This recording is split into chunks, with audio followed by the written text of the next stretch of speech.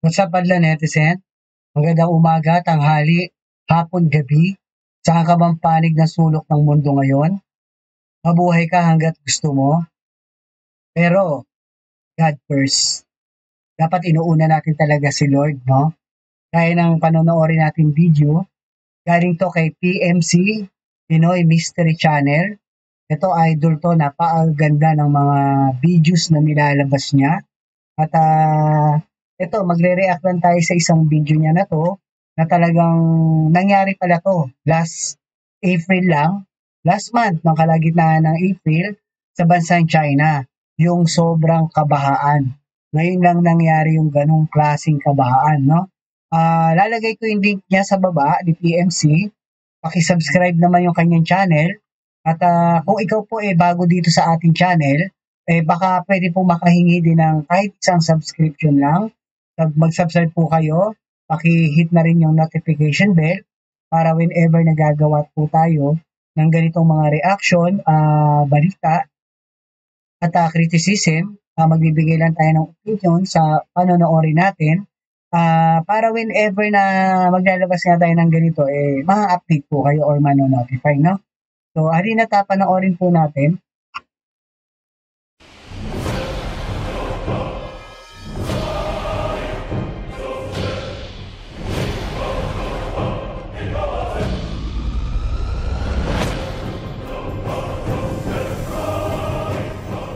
Dilubyo sa China. Lampas na sa 100,000 katao ang nailikas mula sa bandang ibaba ng bansa. Inaasahang milyon-milyon ang maaapektuhan ng isa sa pinakamalalang pagulan sa loob ng isang siglo. Hindi lamang tubig ulan ang bumubuhos, pati hailstone o yelo. Binaha ang mga malalaking syudad. Humapaw Nagsabay-sabay pala, no? Bukod sa bagyo, yung mga glacier nila, yun nga, natunaw siguro at syempre, hahawa yun sa ulap at magiging ulan, no? Siguro dahil na rin sa, alam naman natin, ang mga Chinese talagang mabilis umunlad yan, no? Kaya sigurado yung sa laki ng mapa nila na napakarami nilang kagubatan, ngayon mga syudad na at naubos na halos yung mga kapunuan nila, no? Kaya siguro nangyayari sa kanila yung mga ganyang bagay ngayon na dati naman hindi, no? Nangyayari man yung mga ulan, ordinaryo, pero yung ganitong sobrang pagbaha, ngayon lang daw naranasan ng mga Chino. So, halina't Madam Netizen at panoorin ng binat. mga ilog at dams, gumuho ang mga lupa sa kabundukan. Pero hindi pa napapagod ang pagbuhos dahil matatapos na ang buwan at hindi pa ito humihinto. Siguradong magugulat ka sa malalaman mo na ang pang-aabuso ng China sa inang kalikasan ay nagbubunga na, bungang pagbabayaran ng kanilang buhay. Mayroong mga naniniwala at marami din namang naghihinala. Ang tanong, totoo ba? Galing ng intro ni PMC, no? Galing to, researcher na to.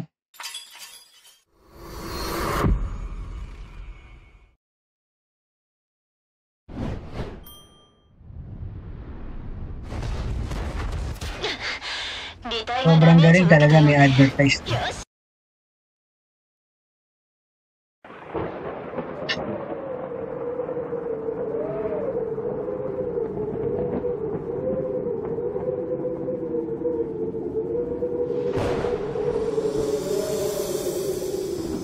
Ang malakas na pag-ulan at bagyo sa bandang ibaba ng China na nagsimula mga kalagitnaan ng buwan ng Abril ay ang pinakamalubha sa loob ng 100 taon.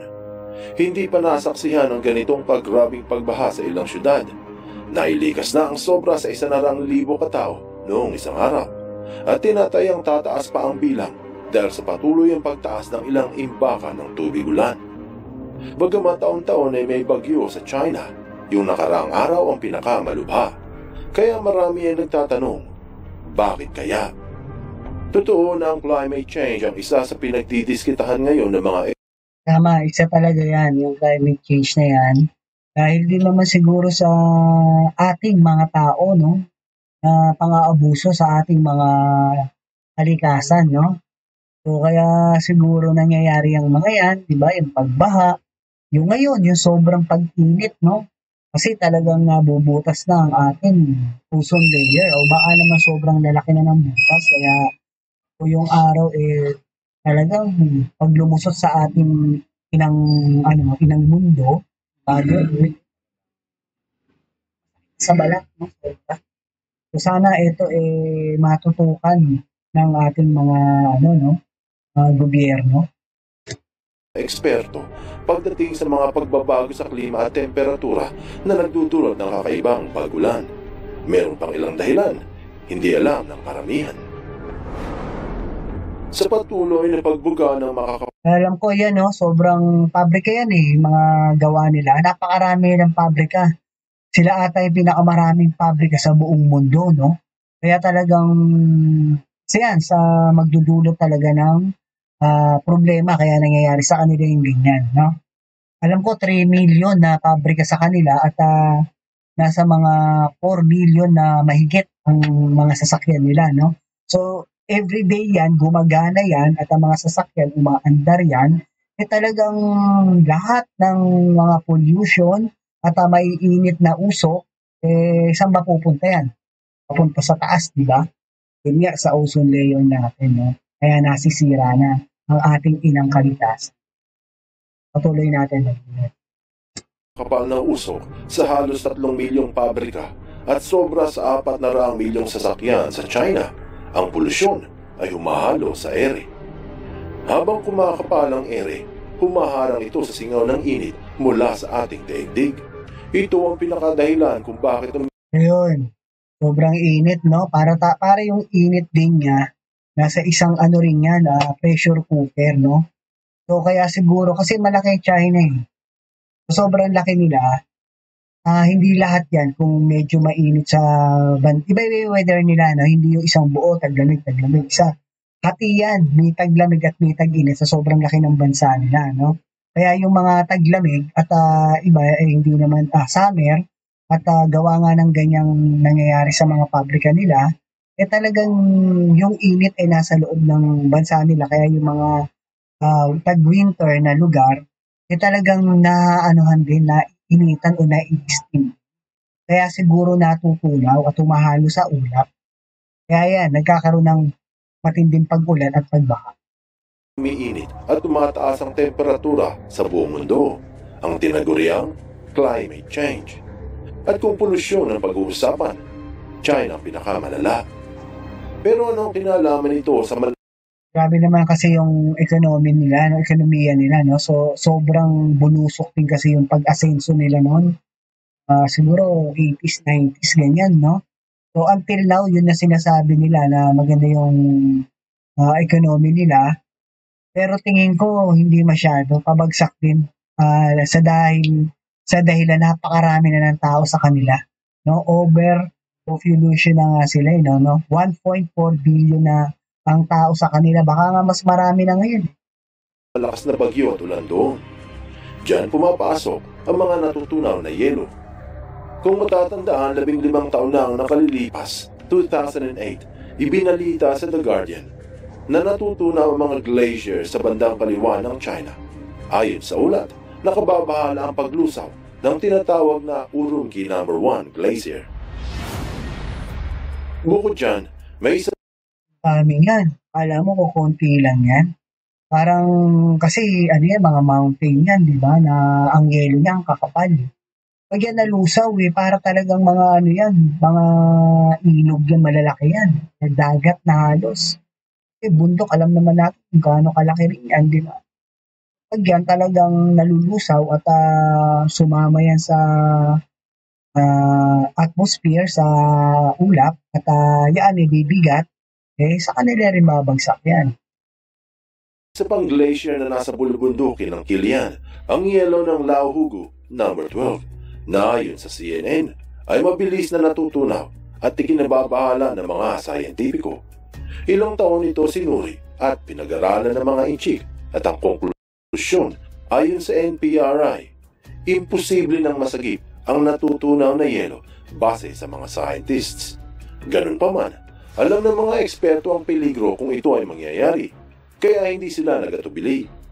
Inulat sa Bloomberg noong isang taon 2023 na tinapala ng mga scientists sa China ang bahagi ng mga yelo ng higanting glacier para hindi matunaw sa init ng araw.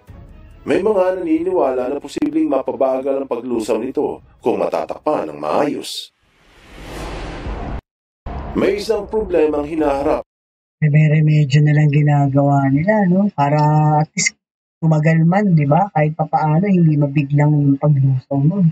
Kasi yan, bigla yan eh. Sabay halo sa ulap. Kaya nung time na may tag-ulan sa kanila, sobra-sobra na yung tubig na nasa ulap talaga. Kaya babagsak yan talaga sa kanila rin, di ba?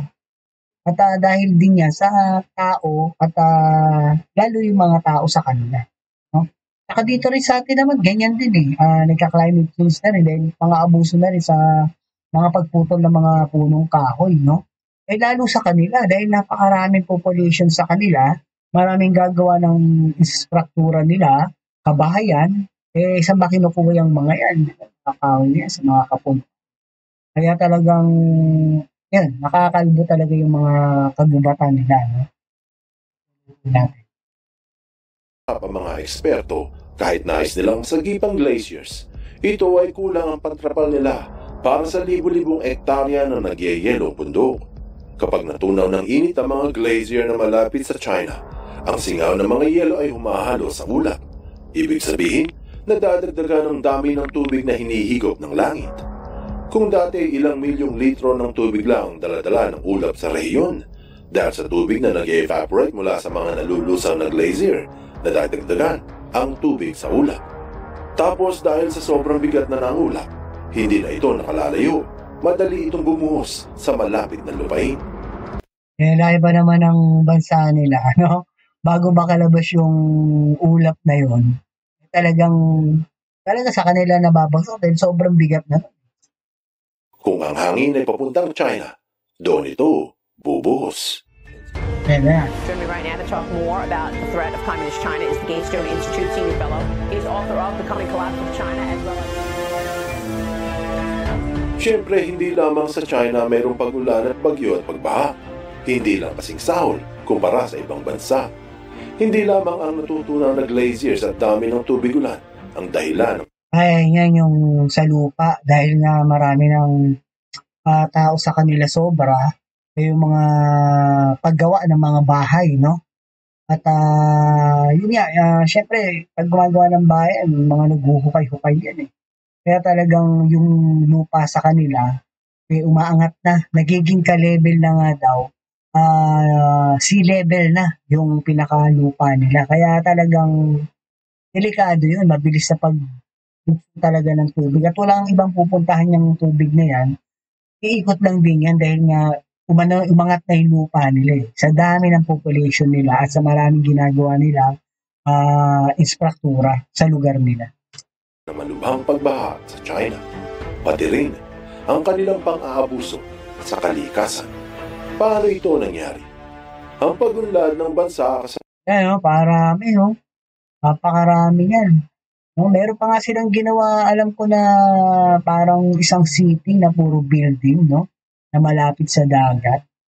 So talagang yun, ginawa nila yun pero hindi nila napakinabangan, no? Naging dead city nga yun, sayang yung perang nilabas dun, eh, no? Nasabi lang sa mundo na ang China ay umuunlad. Pero malaking pagkalugi nila. Kaya until now, so yumabong sila noon, 80s, 90s siguro. O 20s, medyo okay pa. Pero pagdating ng 2021 yan, until now, pabagsak sila. Kaya nangyayari, eto na, no? Naghahasik na sila nangangamkam na sila ng hindi kanila, no? Lalo na't yung atin, kinukuha na nila kasi alam nila, kayang-kaya nila tayo, no? So yun lang mali sa atin, nagpapakaya-kaya tayo. Kaya until now, ginagano nila tayo. Pero hindi dapat mapunta sa kanila yung mga yaman natin, no? Lalong-lalo na yung langis. Hindi pwedeng sila mag-drill nun. no? Tayo pa rin ang dapat na mag-drill nun dahil atin yun. Sama ang industrialization at urbanization na ilan sa mga dahilan kung bakit ito ang pangalawa sa pinakamalaking ekonomiya sa buong mundo. Pero hindi lahat ng maganda sa labas ay maganda rin sa loob. Dahil ang pag-asenso ng China ay hindi dahan-dahan, ngunit biglaan. At kahit anumang biglain ay nagiging delikado. Peligrong may masamang epekto sa buong bansa. Kaila sa marami, Ngayon yung sinasabi ko, parang dead city yan eh. na delikado ang mabilisang pag-unlad na nangyari sa China dahil sa ang sobrang bilis ng mga pagbabago, hindi na nabigyan ng sapat na pagkakataon ng mga kinauukulan na lutasin isa-isa ang mga suliranin. Katulad ng mga basura mula sa daang-daang milyong mga inchik na lumipat sa syudad. Tone-tone ng lason galing sa pinaglinisan ng halos 4 na milyong pabrika. Makakapal at maiitim na usok na binubuga ng sobra sa 400 milyong sasakyan. Ang mga problemang ito ay hindi nasolusyonan dahil sa sobrang bilis ng mga pangyayari. Kumpara Sobrang bilis, no? Sobrang naging sila, sakim. Sobrang nasilaw sa salapi at yung biglaang pagyaman, no? Ng ekonomiya ng bansa nila at saka nakita rin naman natin talaga na yung mga talaga yung bansa nila ng halos parang tuloy-tuloy talaga, no? Kaya nga naalarma rin ng Amerika, no? Kaya kung mahihigitan sila nitong bansa na to, matatalo na sila bilang most powerful country. Kaya siguro isa yan sa nangyayari. Kaya nagkakaroon din ng salpukan itong dalawang malaking higante na bansa na to, no? Ayun, siguro nagiging swapang kaya ganyan nangyari sa kanila na gusto nila tuloy-tuloy pasok ng pera, di ba? So hindi na nila namamalaya na sobra na pala nilang naabuso yung inang kalikasan nila. Kaya ang balik, ito nga, sabi nga di ba, di ba ang basurang itinapon mo, babalik din sa yun. sa dahan-dahang pag-asenso ng isang bansa, nakakatugon ito sa paisa-isang problema. Sa China, nagsabay-sabay ang kanilang suliranin.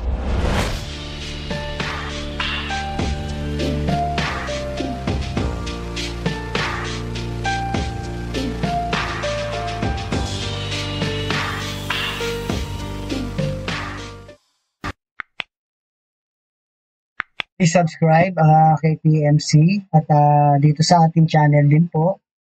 Paki-subscribe din po at malaking tulong po yun sa ating channel at paki-like and share na rin po. And God bless you po sa inyo. No? Lalo-lalo na sa mga nag-subscribe. Ano ang ginawa ng China sa kanilang kalikasan?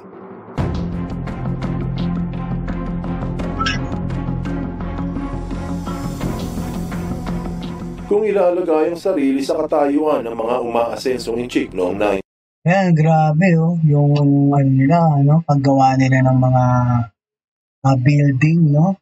May tuloy yan eh. 1980s, hindi na masisisi kung bakit hindi nila natugunan ang maraming problema. Siyempre, mga nasa isip ng mga taga roon ay sa wakas, yayaman na sila. Malayo na sa kanilang pananaw ang anumang epekto ng kanilang pag-asenso at hindi dapat kalimutan ang korupsyon sa lokal na pamahalaan ay laganap. Abala sa pagpapayaman ng mga miyembro ng Partido Komunista, kaya imbis na masolusyonan ang mga issue sa kapaligiran, ito ay nahadlangan pa. Ang pahayag ng Transparency na may 5 dahilan kung bakit ang korupsyon sa bansang China ay palala. Siguro wala silang pakialam noon, pero ngayon, pagsisisihan nila. Binanggit sa Reuters na Pagsisisihan nila yung nangyayari sa kanila ngayon at lalong pagsisisihan nila kung hindi pa rin sila titigil sa pangangamkam ng mga lugar na hindi kanila. Dahil talagang mainit na ang mata ng buong mundo sa kanila, no? At kitang-kita na rin yan ng sanlibutan talaga kung ano yung mga ginagawa nila sa bawat bansa, no? Especially dito sa atin sa West Philippine Sea, no? Kaya dapat tigilan din nila yung mga ganyan kung ayaw nilang makaranas ng mas matinding trahedyang ganyan, no? Trahedyang kalikasan yan, di ba? Pag trahedyang pantao na, talagang dumog sila. Sana iwasan din nila yun. Taong 2023 ang isa sa maraming dahilan ng pagbaha sa bandang itaas ng China noong isang taon.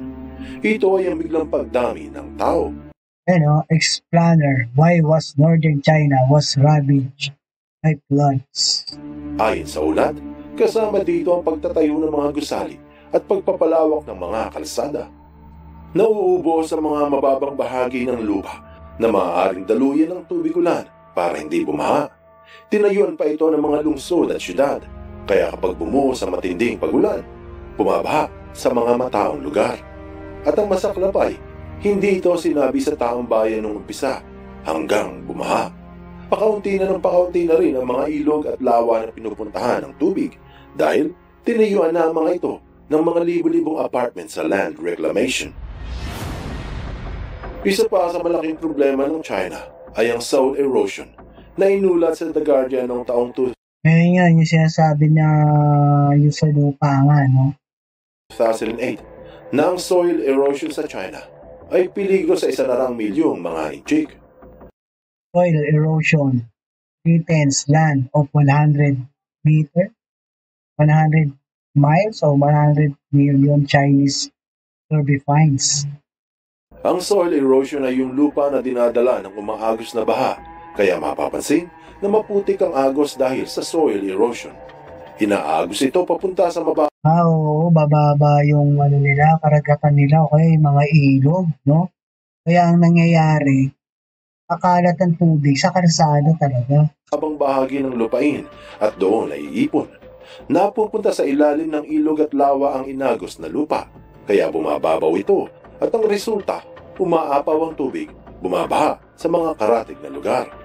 Ganon din ang mga nangyayari sa mga dam, naiipon ang tinatangay na lupa sa ilalim at umaapaw ang tubig.